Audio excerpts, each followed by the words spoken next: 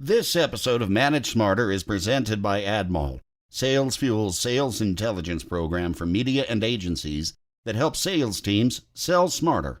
Learn more about AdMall at admall.com. Welcome to the Manage Smarter podcast with hosts C. Lee Smith and Audrey Strong. We're glad you're here for discussions on new ways to manage smarter, hire, develop and retain talent, improve results, and propel team performance to new heights. This is the Manage Smarter podcast. Welcome, everyone, to the Manage Smarter podcast. We are so happy you are here today. We're going to talk about startups and managing in startups. And I am Audrey Strong. I am the Vice President of Communications here at Sales Fuel. And I am C. Lee Smith, the President and CEO here at Sales Fuel. And direct from Georgia, Drew Rhodes is on the microphone. Drew, thanks for joining us today. Hey, guys. Thanks so much for having me. And I'll go ahead and apologize for my Southern accent for all your listeners here. We told him you're from Georgia. Yeah, so it was like Georgia, United States. There. Yeah. Thanks, y'all. I appreciate y'all being here. That's right. Drew wants me to introduce him as CEO and Janitor, but what he really is the CEO and co-founder of Aletheia Digital with his two partners. Just started that baby up in April of 2017.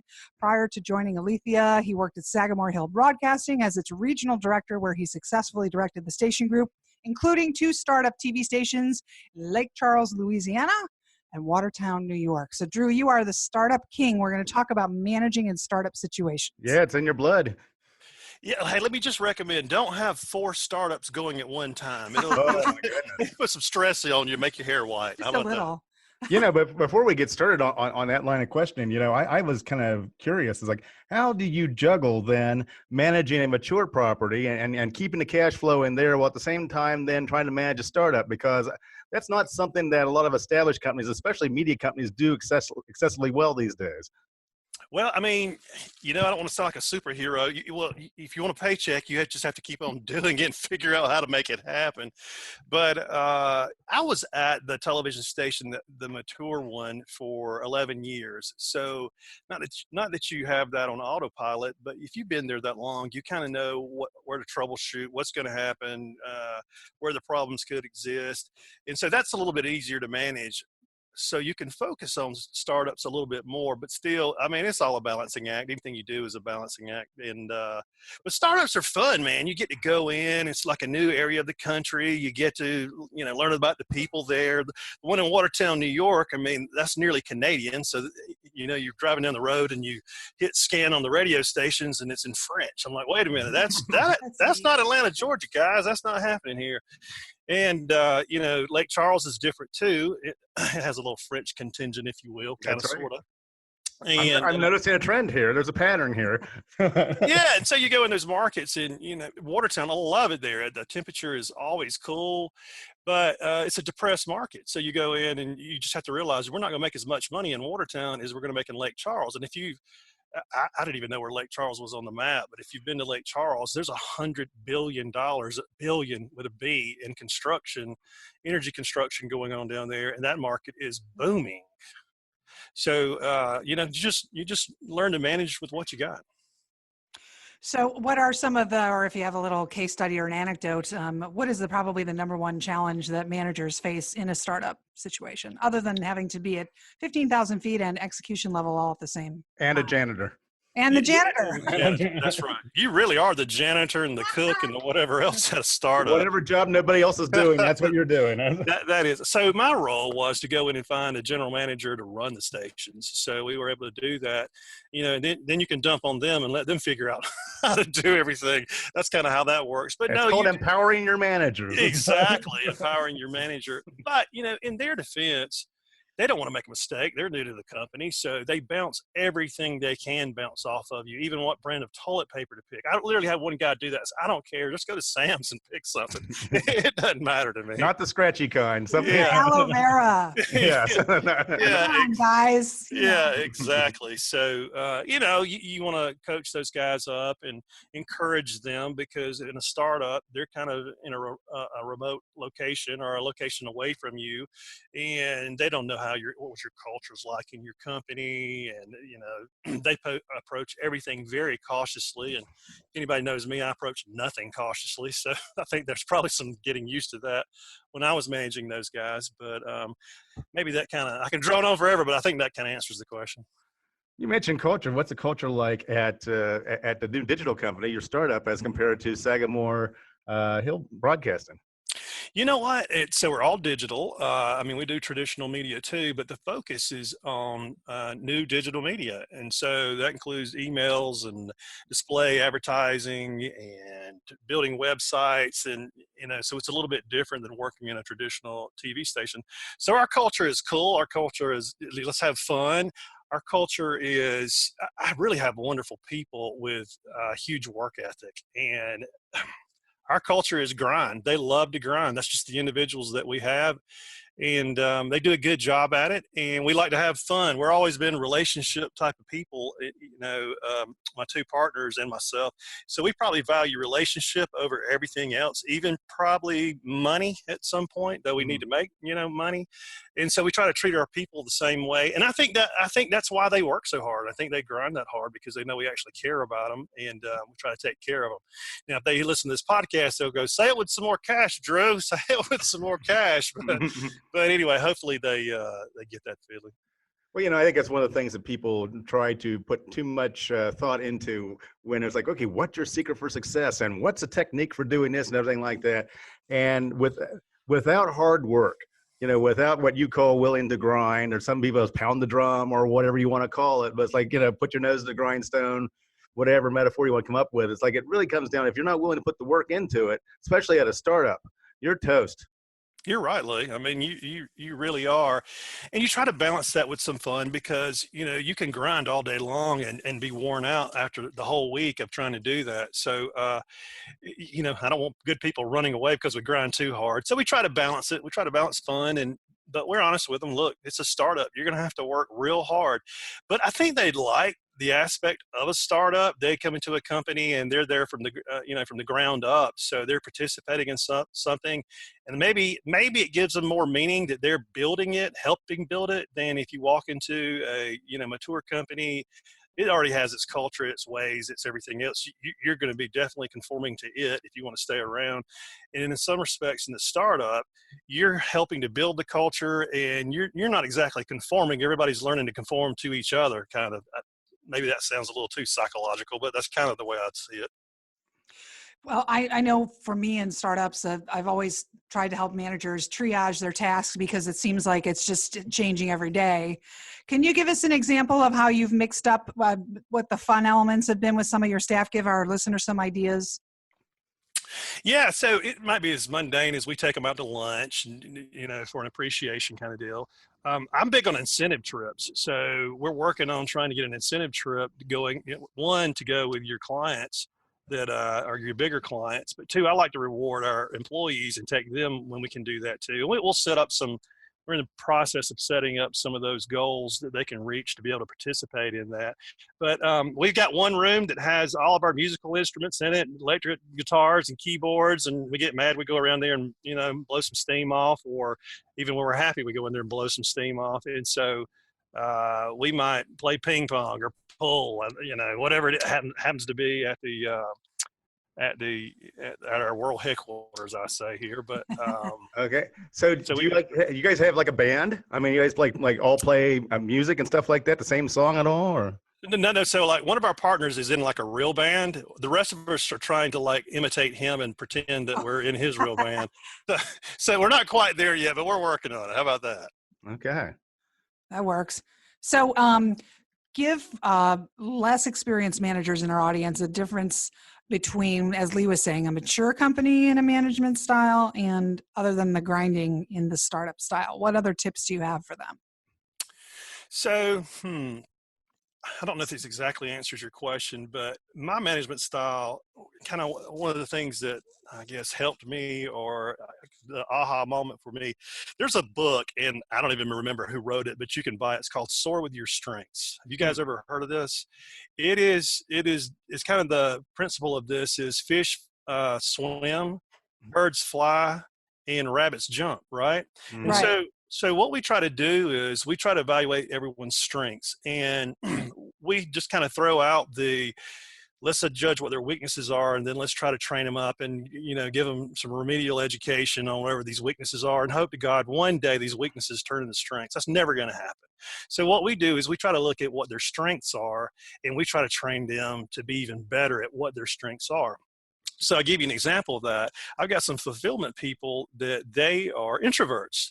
And so I'm never going to try to make them be a customer service type person. But what I found is interesting on some of these introverts is their emails are very extroverted. So when they communicate with the client, they're very, I kind of look at them and go, is that the same person? Are you kidding me that's writing this? I'm like, all right, great. So if you ever have to communicate with the client, do it by email. For God's sake, don't pick up the phone and call them. I don't tell them that exactly, but we just. That's one way to put it. Yeah, that's one way to do it. And then, I've got some that are so detail oriented, which is great. They have their place, especially in project management. But the thing I don't want them to do is design the creative for whatever we happen to be doing. That's another strength that they have. So I recommend soar with your strengths, kind of evaluate what those are, and put the right people in the right place. You mentioned book, and that got me thinking about, with a startup, there's no employee handbook, there's no rules, regulations, policies, and something like that. You're pretty much starting from scratch, which is also part of the fun of the whole thing. But true. What kind of unusual policies or fun things that you've kind of put into the company policy that you would never be able to put into a more mature, established company? Well, I don't know that it's in the policy per se but we're very generous with time off. I mean, if you need to go do something during the day, or if you need 2 weeks off or whatever it happens to be. And what I've seen is the payback on that is I get emails all the time at all times of the night or weekends, and I can tell people are working, and I'm going, wow, they don't really have to be doing that right then. So again, we're still in the startup. That may go by the wayside at some point, but right now the team we actually have, we're small, so it actually works very well. Do you have a recommendation for what size a company needs to grow to before you start to implement that kind of structure and more formal set of policies? I kind of do when it gets large enough that I can't really have a personal relationship with everybody in the company. And then it's kind of like, well, okay, what's Bill trying to get away with over there? Because I don't know what he's doing, if that makes sense a little bit. But, I think there's probably a way to kind of keep that same structure and feel, as long as you have good managers underneath you that can carry out or can carry across that same corporate culture. And if you put the right person in the right place that can manage the details of that, I'm hoping. I've failed a lot in my career. So that's how I think you learn to be successful, is learn to fail and then not do it again. How about that? That works. So this is an important question. So you're in Columbus, Georgia. So this is a very important question. Auburn or Georgia? Oh, no. Oh, I'm a South Carolina graduate. I knew that, but I'm talking about the rest of your team. Okay, well, so let's see. The rest of the team, they probably, I don't think they care about either one of them, which is interesting, but it's a good question. But the culture in Columbus is definitely Auburn or Georgia or Alabama. It's about a third. You're right there on that border there. And so just so people listening worldwide, Columbus, Georgia is different than Columbus, Ohio. One of the things that we have in common, though, is that it sounds like Columbus, Georgia is a great place for a startup. Columbus, Ohio was named the #1 city in the United States for startups. So also a great place. And what I think I like about the South, from a startup point of view, people are friendly, but also that work ethic you talk about. People in the South are just, they're just born and raised to be hardworking. And that's something that you don't get, just about anywhere else. Sorry, I had somebody calling me. It's your Darth Vader phone. Yeah, my Darth. I hope it's money. I hope it's money. Pretty funny. Oh, sorry about that, guy. I totally lost my train of thought. But yes, Columbus, Ohio probably is a great place for a startup, and Columbus, Georgia definitely is. I would love to hear, so as you know from the podcast, we talk about managing, but we also talk about trends. And so you're riding this digital wave, and you were over in traditional media before. I'd love to hear more about your thought on where things are going with digital. And we'd also love to hear a little bit about Aletheia and your web ID, that kind of stuff. Okay. Yeah, great. So, traditional media has slowed in growth, especially if you look, I'm talking on the revenue side, but if you look on and I'm a TV guy, at heart. So when I say this, I'm not saying it, hey, ha, ha, it's happening. But, television show used to get a 20 share. Man, that was a hit. That was great. A television show gets a 3 share now, and all right, let's renew it for another 13 episodes. That's a big difference, man. That's incremental drops. And so, the reason why we started our business was we actually helped start another company just like this one inside for Sagamore Hill. It's called Aletheia Digital. And I could clearly see the money, and you can too, clearly see the money moving to the digital world. And even so much I've read to the SAS world, which is the programs that people have to keep accountable on digital marketing. There's a lot of them out there. So, advertisers want to know that their dollar works. Everybody wants to know with all the technology now, is this really working? Are these leads really real? Is this really the thing that's going to help us move whatever product we're happen to be selling? So I see digital just growing, and it's not just, don't just take my word for it. You can read pretty much any report on digital advertising. There's estimates out there. But yeah, thanks for asking about Web ID. That is a cool product. Right now, we're the only people in the nation that are able to do this. I can put a pixel on a website, on an advertiser's website, and I can identify 35 to 50% of the people that come to that website. So car dealers, oh my gosh, they're all over it. I have a pitch tomorrow with a big company that's senior living. And so, it becomes time that you have to think about placing mom or dad in a home. The first thing you do is start Googling, or whatever you want to call it, looking for the facilities around where you live. And then the first thing you want to do is look at the photos. Is it a nice looking place? Yeah. Is it a dump? Yeah. Is it a dump? And then you want to know, how much is it? So you're going to the pricing page. And so that's the beginning of the sales cycle for at least that industry. And so, it has a longer sales cycle than probably some industries. And so they get to know exactly who's in the market looking for a place for mom. I didn't mean to plug a place for, I think there's a website called A Place for Mom, but anyway, they get to look at that, and that's very valuable because some of these companies, charge 80% of the first month's rent as a finder bird dog fee, and our product's a lot less expensive than that. And so, I don't think we'll have I don't think it'll be proprietary for more than a couple of years. I think everybody will figure out how to do what we're doing with it. But for right now, we're trying to make hay with it and having fun doing it. It's always fun to go in and pitch people that want to be sold something. Oh my gosh, this is a great product, and they actually buy it. So that wasn't always the truth. Pitching some traditional media, I'm like begging, please buy it. I promise my station's better than your station. A bit different, not really, but yeah.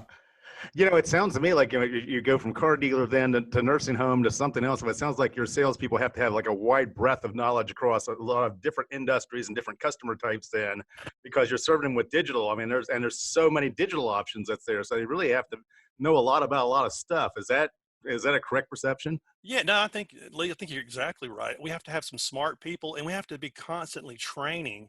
And what I've found is our salespeople, I guess if I'm looking to evaluate them, they're going to have a love for learning, especially in this industry, because it's constantly changing. But two, you're right, Lee, there's a lot of products. There's a lot of different digital products out there and different ways to reach people. And all of them work. It's just what's going to work best for that, client. Well, it sounds like you created something really special. You got a great team behind you, and we wish you the best of luck with it. It's AletheaDigital.com, right? That's right. And I love your Twitter, handle, Digital Gold Doc. Yeah, well, forgive me. I try to have a little fun with it there. Yeah, that's fun. And if people want to reach out, do you prefer email or them to ping you on Twitter? Everybody's different, so we always like to ask. Hey, however you want to reach out, just reach out. Sounds good. If you have money. If you're wanting money, don't reach out, please. Oh. Hey, at least he's truthful, guys. That's you good advice for all of us. Oh, God, Drew. Well, Drew, thanks a lot for joining us. We really appreciate it. Everybody, please subscribe, rate, review, tell a friend about this podcast, share it with your peers and your business networking circle. We appreciate it. And thanks again. What a pleasure having you, Drew. Lee, Audrey, thank you so much for your time. And I hope you guys have a good rest of the day. All right. Great to have you. Thank you. Thanks for listening. If you enjoyed the show, please rate and recommend on iTunes, Overcast, or wherever you get your podcasts. You can also get more great information at salesfuel.com.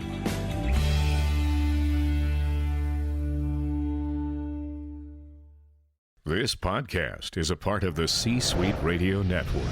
For more top business podcasts, visit c-suiteradio.com.